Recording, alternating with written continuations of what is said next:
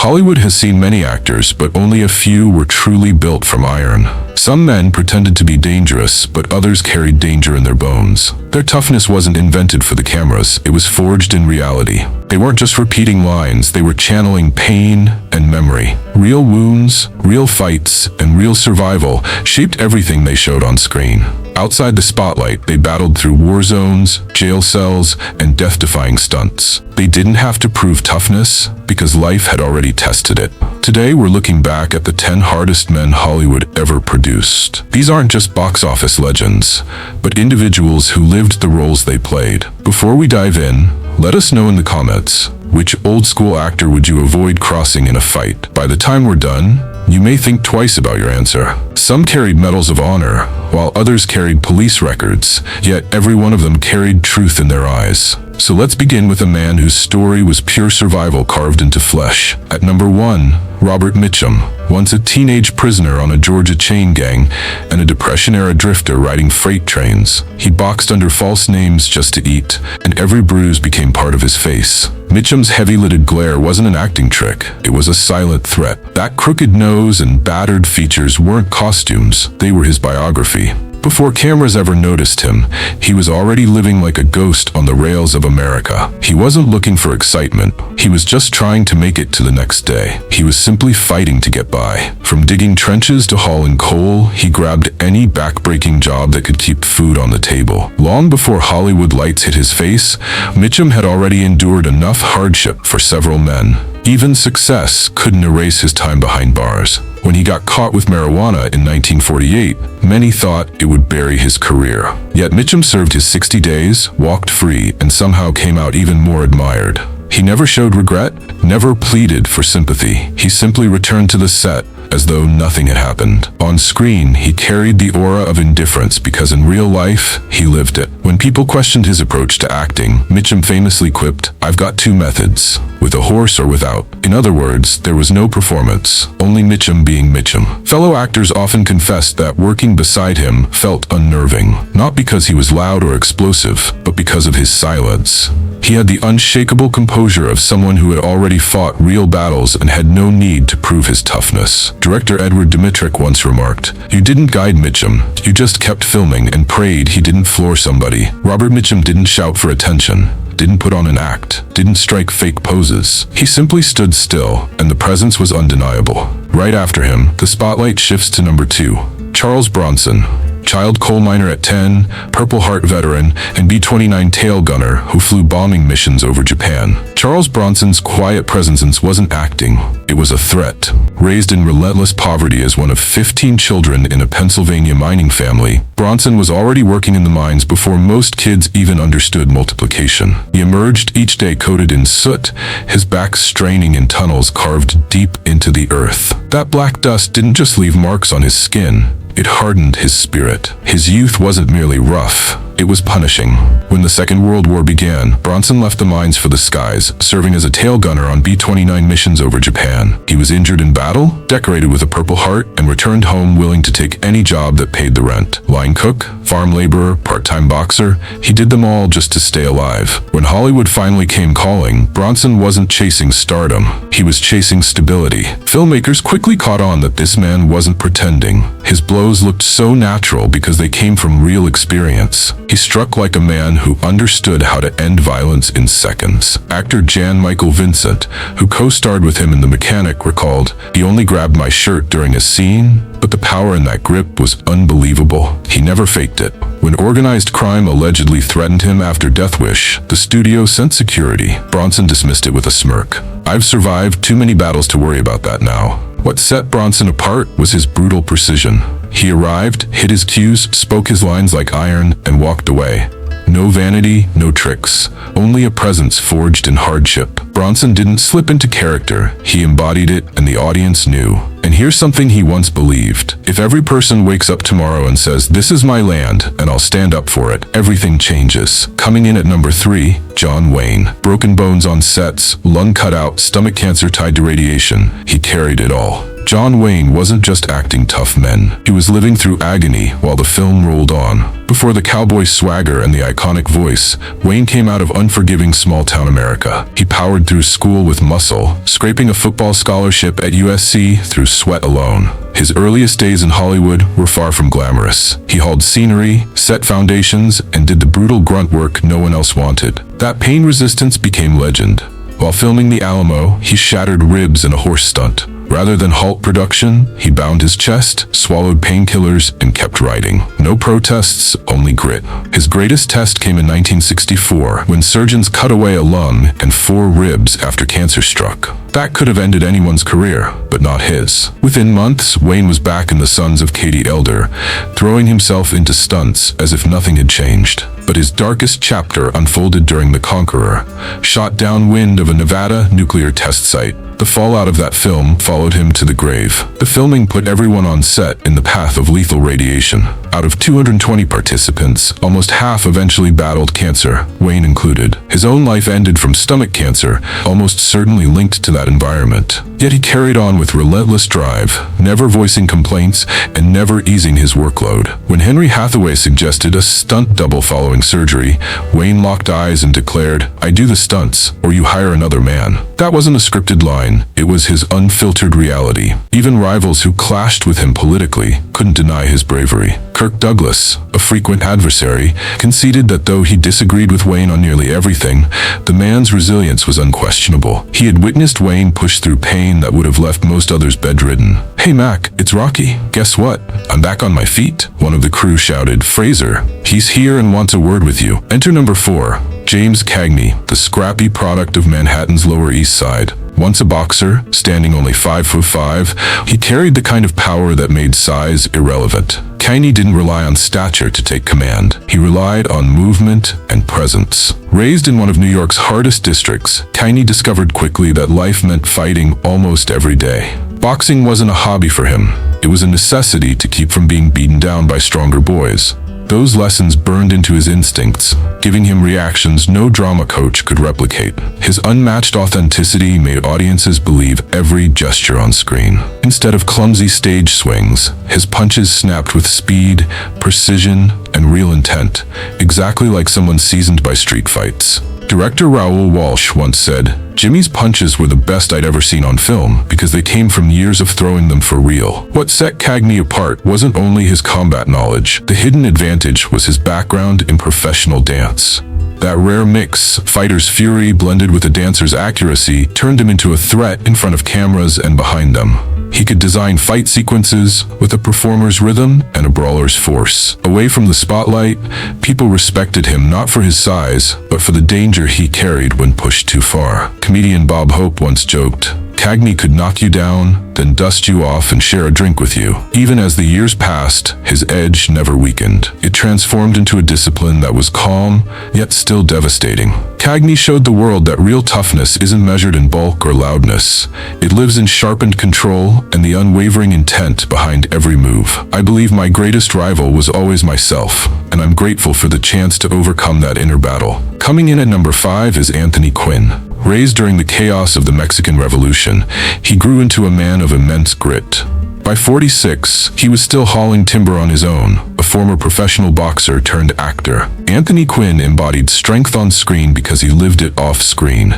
He was shaped by real struggle, not sculpted in fitness centers. His childhood didn't start with laughter and toys, but ended with the echoes of chaos and soldiers flooding his neighborhood. Once his family reached America, Quinn's world began in the rough streets of East Los Angeles, finishing each day knowing weakness meant danger. By the time he was 9, his mornings started as a butcher's helper, a laborer and a construction hand, closing the day with calloused hands far older than his age. When money vanished, Quinn stepped into professional boxing, beginning a path of real blows and real rings that ended with survival as the prize. He trained with no stunt doubles, no practice runs, just gloves, grit, and heart, walking out with scars instead of trophies. That famously crooked nose came not from design, but from battle. Lasting proof of punishment earned the brutal way. On set, his unmatched strength began to speak for him, leaving legends behind instead of boasts. Filming Zorba the Greek, he lifted massive logs across the beach as if it were nothing. closing the scene with sheer necessity, not spectacle. While working on the guns of Navarone, he climbed cliffs himself at age 46, starting the stunt with a grin and ending it by ignoring every warning about safety. What set Quinn apart wasn't just toughness at the beginning, but how he closed every role with an openness to both power and vulnerability. He never relied on false bravado. On screen, he could shed tears, display real vulnerability, yet still leave no doubt he could crush anyone if it came down to it. That contrast was born from real life, not lessons in a classroom. Filmmakers recognized it. Fellow actors experienced it. Viewers picked up on it immediately. Anthony Quinn didn't have to act tough. He embodied it. Now at number 6, Kirk Douglas, wrestling standout, Navy man survivor. At 72, he lived through a helicopter crash, then battled back from a stroke that nearly silenced him. Nothing was gifted to Douglas in his journey. Every achievement was carved out through grit. Raised by immigrant parents who barely scraped by, his childhood meals were never certain. From a young age, he hustled through any work available to keep his family afloat. Instead of crushing him, poverty shaped steel inside him. Wrestling in college became his lifeline, the kind that demanded raw power and endurance, not theatrics. When the Second World War broke out, he entered the Navy, serving on ships built to hunt submarines prowling the seas. Fragile little vessels were always under threat from torpedoes and hostile gunfire. Though he was hurt in duty and released from service in 1944, he never leaned on that as a crutch. On film, Douglas didn't merely act out action.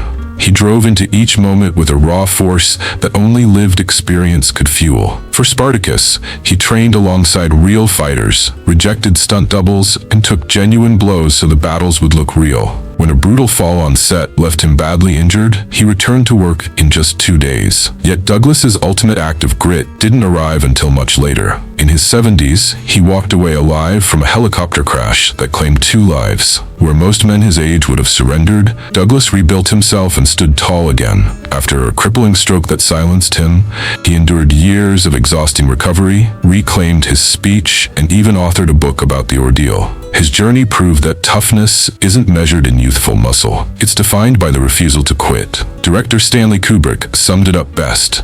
If Kirk set his mind to something, it was done. That wasn't Hollywood illusion. That was the truth of Kirk Douglas. Thanks so much. I won't keep you any longer. There are simply too many names to properly acknowledge from the course of my career. Number 7, we have Lee Marvin.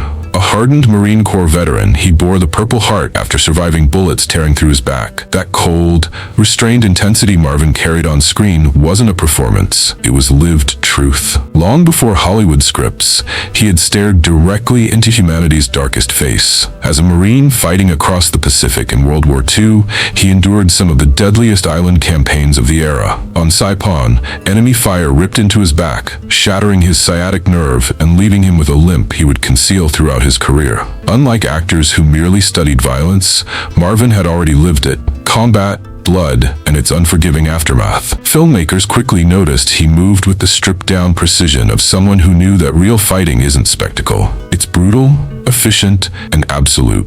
That first-hand grasp of combat gave his roles an edge that unsettled audiences. Whenever he stepped into the skin of a hitman, soldier, or outlaw, there was a chilling truth in his gaze. Marvin never put on the mask of danger. He carried it naturally, and even beyond the camera's reach, that aura lingered with him everywhere he went. While filming on location in Oregon, Marvin ended up in a brutal barroom brawl with a group of lumberjacks. Onlookers recalled that he fought off several attackers and still arrived on set the very next day, battered, but unwilling to postpone the shoot. Fellow actors later confessed that his presence made them uneasy. It wasn't due to aggression, but because of the absence of it. What gave him weight was his controlled calm, that unshakable assurance that required no outward display. Lee Marvin never needed to pretend at being hard. His wartime past supplied the grit, his body carried the evidence, and audiences witnessed genuine menace delivered in silence. My heart, my flame, it burns with endless fire. 8 on the list, Steve McQueen. Decorated Marine who pulled 5 men from a drowning tank. Accomplished race driver who insisted on performing his own dangerous sequences. McQueen wasn't merely celebrated as Hollywood's icon of cool. He lived fearlessly enough to make both studios and insurers anxious. Left by his parents and shuffled through reform institutions, McQueen's youth was nothing short of survival training. By age 14, he was already running from home, drifting into trouble until the Marines gave him direction, even if his defiance never faded. He was busted down the ranks 7 different times and endured 41 days locked in the brig, not from cowardice, but from refusing submission. Still, when others' lives depended on him, his true nature surfaced. In freezing waters during Arctic drills, he rescued 5 Marines from a sinking tank, gambling his own safety without a second thought. A mix of reckless spontaneity and calm steadiness under fire shaped everything about him. When McQueen entered Hollywood, he didn't walk away from danger. He hunted it like a predator.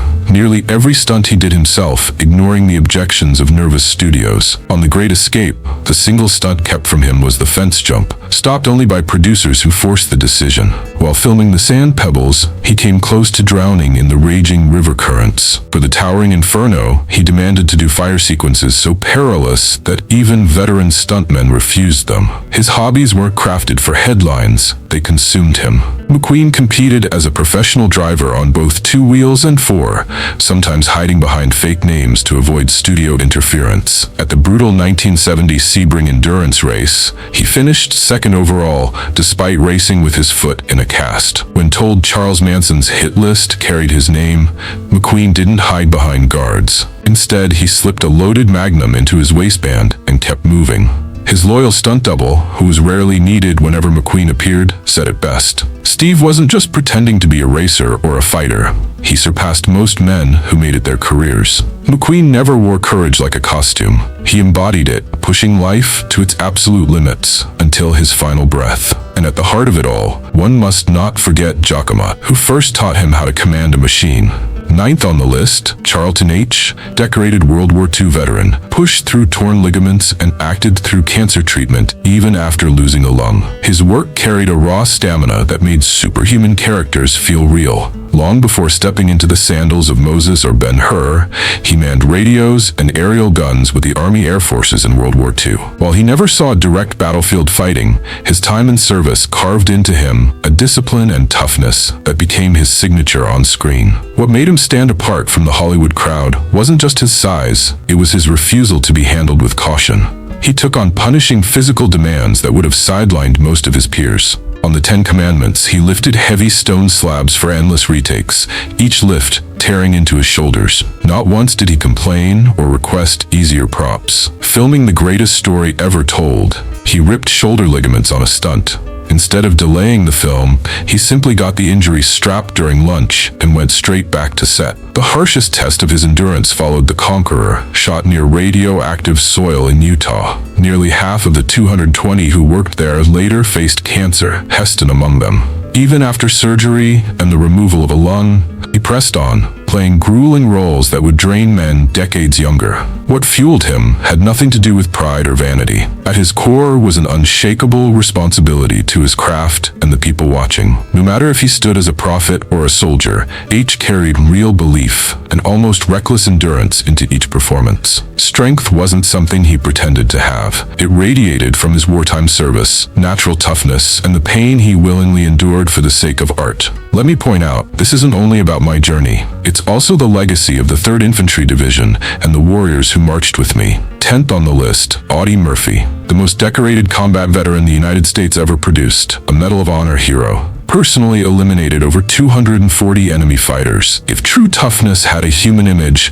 it wouldn't appear brutal or disfigured. It would resemble Audie Murphy himself. Youthful, modest, yet impossibly dangerous. Long before Hollywood ever called, Murphy had endured fire and blood, rising as the most celebrated soldier in American military history. Barely 19, he climbed onto a flaming tank destroyer and single-handedly held off a German company for over an hour. Even after being wounded and nearly out of bullets, he led a furious counterattack that forced the enemy back. That act alone secured him the Medal of Honor. Yet, it was only one chapter in his story. By the time he reached 21, Murphy had claimed every Valor Medal the U.S. could award, 28 honors in total. He annihilated tanks, stormed machine gun nests, pushed through injuries, and kept fighting when others had already fallen. Scholars of warfare believe he personally eliminated over 240 enemy fighters, a tally greater than what some full battalions managed. What made Murphy's lethality even more unsettling was the way he looked.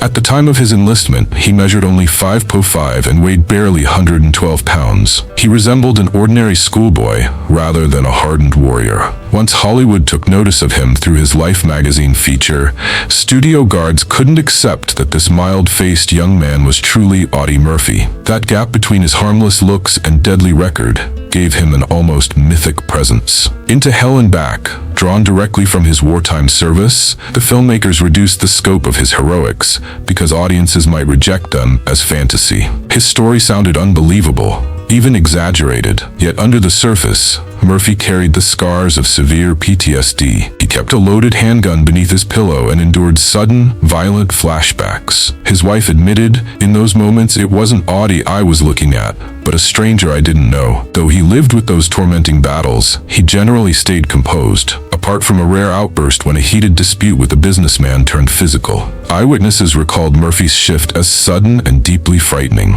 The other man quickly retreated, later confessing, "Right then, I knew he could end me without a second thought." Portraying decorated soldiers was never Murphy's ambition. His heart leaned toward light-hearted romances and classic westerns.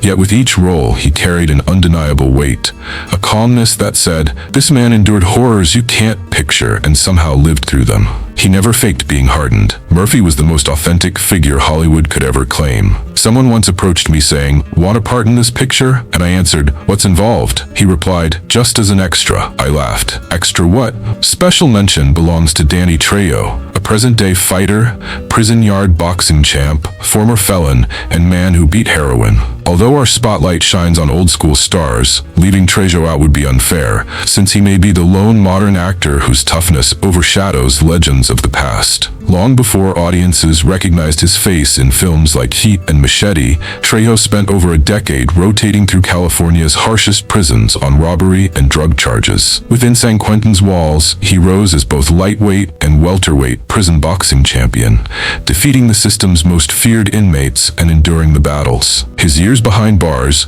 were never cushioned by protection. Instead, he lived among the general population of America's deadliest penitentiaries during their bloodiest eras. The marks carved into his face aren't from film studios. They're lasting evidence of knife wounds and prison clashes that nearly ended him again and again. What sets TJO's resilience apart is his change of path. After finding sobriety behind bars, he's remained clean for more than half a century while guiding others as a drug counselor. By the time Hollywood stumbled upon him, he had no hunger for recognition. He was simply on a set to support a young actor wrestling with addiction. Unlike the screen-made tough guys, TJO never needed to fake his edge. When questioned about stunts, he famously answered, "I'm 75. I'm not trying to turn 76 pretending I'm 35. Actors end up hurt, stuntmen don't." That response comes from a man with nothing left to validate. The reverence he commands from real convicts and hardened ex-cons says more than any script could. In neighborhoods where studio muscle would be mocked,